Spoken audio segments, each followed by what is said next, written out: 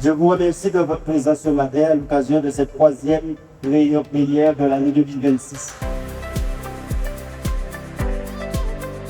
Nous avons voté aujourd'hui le schéma départemental pour l'enfance et vous avez pu voir dans l'exposé, nous en connaissons une situation alarmante qui montre la crise de cette société guadeloupéenne, puisque nous avons pu voir concernant la santé mentale donc des taux très importants, mais également les violences intrafamiliales. Ce schéma départemental a été travaillé avec plus de 200 partenaires, notamment l'État, l'ARS, la Caisse d'allocation familiale, les communes, les associations qui interviennent dans le domaine de l'enfance, pour faire en sorte que nous ayons ce très beau schéma, un schéma qui se traduit avec 4 axes principaux: soutenir la protection de l'enfance, soutenir aussi les professionnels, mais surtout prévenir en matière de protection de l'enfance. C'est-à-dire qu'en fait, on veut d'abord prévenir pour éviter de soigner par la suite. Un plan a été proposé avec 60 fiches d'action pour accélérer, augmenter le nombre d'accueils, accompagner donc les parents. Mais ce que nous constatons aussi, c'est cet exode.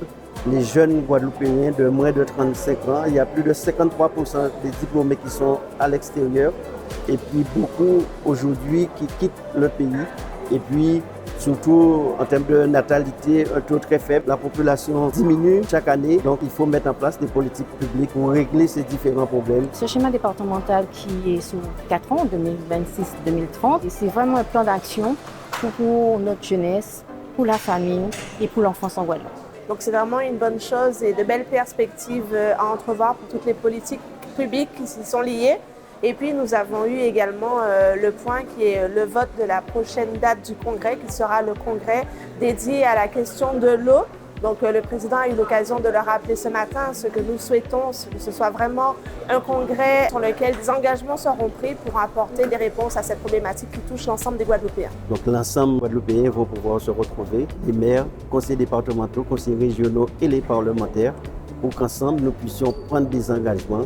Ensemble, nous puissions définir un agenda, un calendrier pour permettre que ce problème soit définitivement réglé dans le cadre de ce calendrier. Mais ce qui est surtout important, c'est toutes les réunions préparatoires que nous allons faire pour préparer ce congrès. Cet après-midi, c'est avec les socio-professionnels, le monde économique. Mardi prochain, avec les organisations politiques. Et jeudi, avec toutes les associations qui interviennent dans le domaine de l'eau.